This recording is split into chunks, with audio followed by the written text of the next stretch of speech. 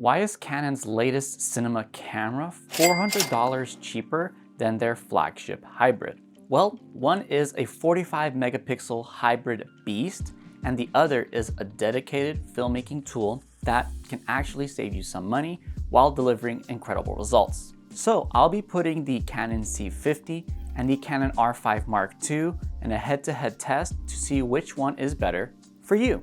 And for each category, the camera who wins will receive a point, and at the end, we'll see which one has more points and whether that means you should get that camera. And here are all the timestamps of all the tests I cover in this video for your convenience. With that, let's hop right into it. The most important feature for me was reliability. When I first got the Canon R5 Mark II, especially for a video camera, it had some issues when it came to overheating. In fact, if you do any recording above 4K 30, the camera gives you a warning about overheating potential, and it definitely picks up pretty quickly. And it's been especially brutal here in Central Oregon because during the summer months, it can get up to 100 degrees. And so having something that is reliable and can withstand that sort of temperature was important. And unfortunately, the Canon R5 Mark II didn't quite hit that mark. In fact, I ended up having to purchase a $400 cooling fan grip, which made the camera much bigger and bulkier, which had some issues when it came to like balancing on a gimbal and things like that. And this is why I was really excited that the Canon C50 had an internal fan built in. I did some side-by-side time comparisons of the different recording modes and how long the cameras lasted in those modes before overheating. Let's start with 24 frames per second oversampled with the fan on medium. In the 24 frames per second test, I was unable to overheat either of these cameras. In fact, I recorded for 4.5 hours, and the R5 II did have the heating warning, but only 2, maybe 3 bars, nothing significant. But when we switched to 60p, that's when things got interesting. I was pleasantly surprised. In this 63-degree room with the fan on medium, the Canon R5 II actually recorded for 3.5 hours without any issues and had only half of the bar full on the overheating meter, whereas in the Canon C50, there was no warning and it seemed to be working just fine. But that all changes when you turn the fan off on the Canon R5 Mark II. In that same 63-degree room with the fan off, the Canon R5 Mark II actually overheated after 1 hour and 42 minutes of continuous recording. Now, is anyone gonna really be continuously recording 4K 60 for that long? Probably not, but in my real-world experience with the camera, it has become an issue during those warm months trying to record on that camera. And often I am leaving the fan on medium because that is the best balance of fan cooling to noise that you introduce to your video. And in all of these tests, the C50 never even showed the overheating warning once. And so the point is going to the Canon C50 for overheating and reliability. Now, the second most important feature I was looking forward to was their video performance.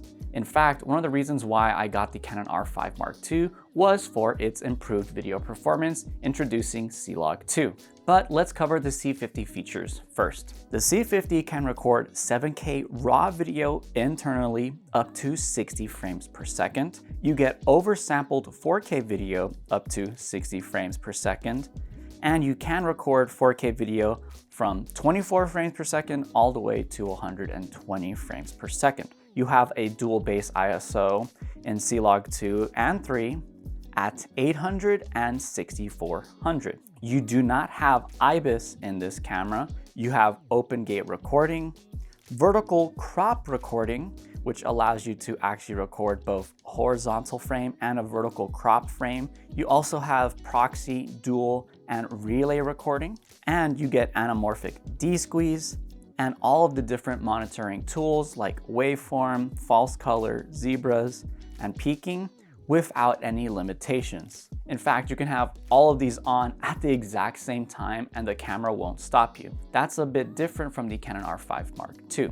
On that note, what do you get on the Canon R5 Mark II's video features? You can record internally 8K and 4K raw video up to 60 frames per second. You get oversampled 4K up to 30 frames per second, but you can record 4K video from 24 frames per second all the way up to 120 frames per second. You have a type of dual base ISO in C-Log 2 and 3 at ISO 800 and 4000. You also get IBIS on the R5 Mark II. You do have the option to do proxy recording, dual recording, and auto switching. And you have the same monitoring tools like false color, zebra, peaking, and waveform.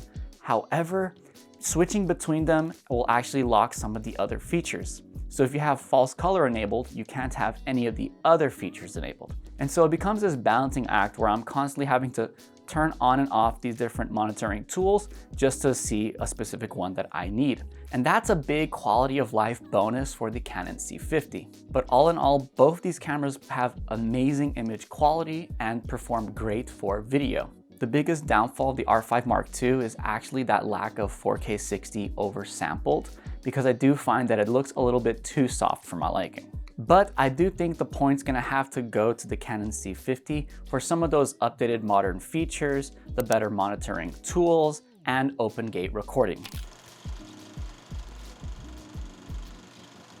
With that, let's talk about their photo capabilities, because the Canon C50 is a dedicated cinema camera with some photo capabilities, while the Canon R5 Mark II, I would say, is a dedicated photo camera with great video capabilities. Let's cover the Canon R5 II's features first. You have a stacked CMOS 45 megapixel sensor, which roughly gives you an 8K resolution image. In the burst mode, you have 12 frames per second in mechanical and up to 40 frames per second using the electronic. And the great thing is, if you decide to go into that electronic shutter mode, you still get to capture 14-bit color. That's not always the case in some of the other Canon cameras like the R6 Mark II. You have a viewfinder on the R5 Mark II that's half an inch with a 5.76 million dot resolution. The R5 Mark II uses a dual pixel intelligent autofocus. You do have flash capability using the hot shoe. You also get register people priority, which allows you to take a photo of someone and use that in the autofocus priorities to make sure that it can find and focus on them. This is extremely useful if you shoot any sort of events or weddings where you want to make sure you're capturing the couple in focus. Next, we have action priority, which is for all of our sport shooters. However, this only works in electronic shutter mode. And then you get advanced eye control AF using the viewfinder.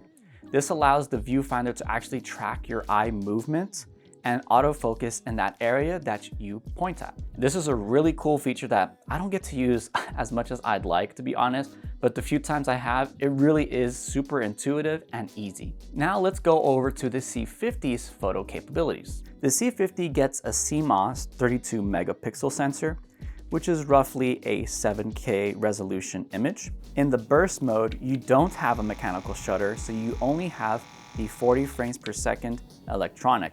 And unfortunately, I wasn't quite able to figure out if it's in 12-bit or 14-bit, but I want to say it's in 14-bit color. If not, that's definitely a bummer. There is no viewfinder on the C50, which definitely makes it hard to shoot in bright conditions. The C50 uses a dual pixel CMOS AF2, and the C50 does not have flash compatibility with its hot shoe. Both of these cameras produce amazing photo quality as you'd expect from a Canon camera. However, if you want any of those advanced features and you want a much higher resolution photo and that mechanical shutter, the Canon R5 II is very hard to beat here. The Canon R5 Mark II produces some of the most crisp, amazing, colorful images I've ever seen. And the C50 does a really great job, but I do find that you can run into banding sometimes if you're doing anything indoors. And when I've used the R5 Mark II, because of its stack sensor, I don't really run into that banding issue indoors. And so the clear winner here is the Canon R5 Mark II for its amazing photo capabilities. One of the biggest differences between these cameras is their IBIS. The Canon R5 Mark II has one and the C50 doesn't. But how does that really translate into the real world? Well, here are some handheld tests I ran so you can see the difference. At wider focal lengths like 24mm, the C50 does really well even without lens image stabilization enabled. However, when you start getting into that telephoto range like 105mm, not having image stabilization on the lens or the body really shows because you get these micro shakes and jitters all over your frame. However, if you do have a lens with image stabilization, it changes the game for the C50. Here's that lens image stabilization enabled at 24mm. Now check out 105mm with lens image stabilization on. It is a night and day difference. It actually looks incredibly smooth and I'm really impressed. But you're only gonna get this performance if your lenses have image stabilization, which not all lenses do, even on Canon's lineup. And if we compare some of these shots to the Canon R5 Mark II with the IBIS enabled and coordinating with the lens image stabilization, both at 24mm and 105mm, it does look ever so slightly better, but in real world use, I definitely notice and see the difference. I would trust the Canon R5 Mark II for much smoother handheld footage than I would the C50. But there are some benefits to having a lockdown sensor on the Canon C50 if you do any sort of like car mount stuff or FPV drone work. But that is such a niche case and something that I don't really need. And so I actually think the point for this one is going to the Canon R5 Mark II. So these cameras do use different autofocus systems, but how does that translate to their performance in the real world? Practically, I don't really notice a difference. In fact, I was pleasantly surprised by how good the Canon C50's autofocus is. I've used it on a ton of my commercial shoots already, and I've had no issues when it comes to focusing on people or even objects. I haven't fully tested out its animal tracking capabilities, but on my pets at home, it hasn't been an issue. The Canon R5 Mark II also does really well in the autofocus department and technically does have that better autofocus system. And features like the people priority and the action priority really are nice to have. But as you can see in my sort of layman's autofocus test outdoors with both the cameras set to their fastest autofocus speed, it can track a moving subject very easily, whether it enters frame and exits frame. But because the Canon R5 Mark II does have those extra autofocus features, the point's going to it. Let's talk about these cameras' low light capability. So both of these cameras do have a dual base ISO. Their base ISO in C-Log 2 and 3 is 800, but their second base is where they differ. On the Canon C50, the second base is at 6400 ISO, while the Canon R5 Mark II's second base, unofficially, is at 4000. But as you can see in these side-by-side comparisons, as you continue to raise the ISO, the Canon R5 Mark II just looks a lot softer and noisier. Especially when you compare it to the Canon C50, 12800 is actually very usable, while on the Canon R5 Mark II, it still is usable, but definitely significantly noisier and softer. So when it comes to low light performance, the point is going to the Canon C50. Related to low light performance is dynamic range.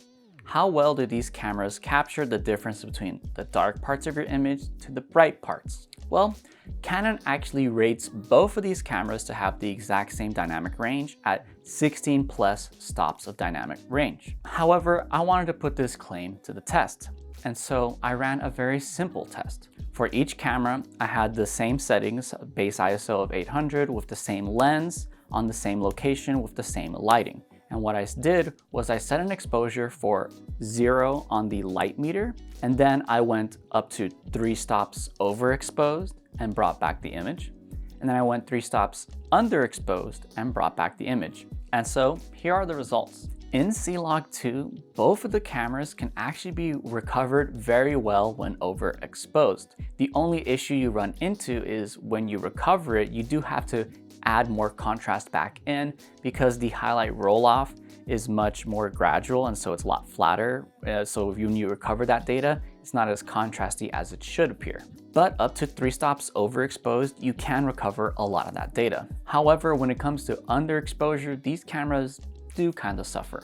1 stop underexposed is no big issue, but at 2 stops, you already start to see color shifting and some weird artifacts and noise. At 3 stops underexposed, you really are suffering in terms of image quality and bringing back that data. If I had to nitpick, I think the R5 Mark II is a little more color distorted and softer, but the C50 doesn't have much of an edge on it. To my surprise, I think Canon was right. Both of these cameras have just about 16 plus stops of dynamic range, and you can recover a lot of data, more so when you overexpose than you underexpose.